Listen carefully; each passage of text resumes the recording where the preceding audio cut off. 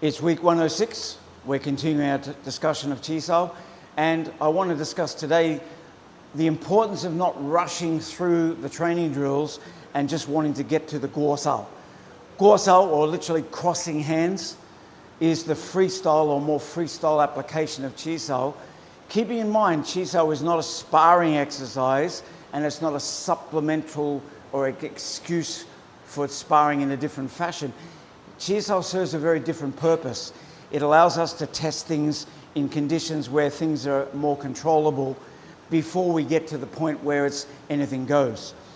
In a fight, we don't try to Chi Sau our opponent, but there's a very good chance that in the process of crossing hands with the opponent, there'll be moments within that collision where what you've learned from Chi Sau will come out. But it's important to slow down and look at things step by step. Not think, oh, I know how to roll now, let's just try and beat each other up. The purpose of Chi Sau is not to beat each other up. It's to help each other grow in skill and reflex and sensitivity so that under real pressure, your hands can do the job without you having to consciously make a decision. So with that in mind, what we now look at is, I spoke last time about the Tan Sau entry. And what I meant by that is my hand, which is going from the bong to the tan. At the top of the bong sau, I will use that as my attacking hand.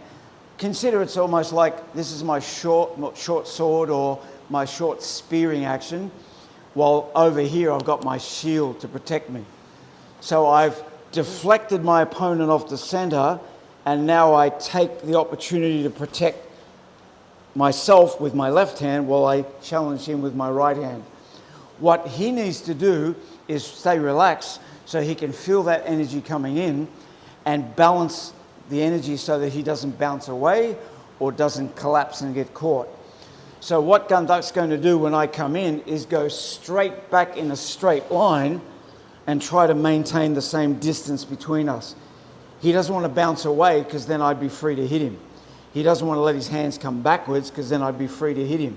He wants to try to keep the same position. Then I'll do it again. Then I'll do it again. Now we could do it all the way across the room and go back, but usually we do 3, maybe 4, and then we'll go back to the stance and we'll roll. And now it's his turn. When he comes in, I'm responding to his pressure. We're not doing a dance. If we did it like a dance, you come forward. That's just me moving for no reason. I should wait for him to push me, and therefore you'll see there's a small delay.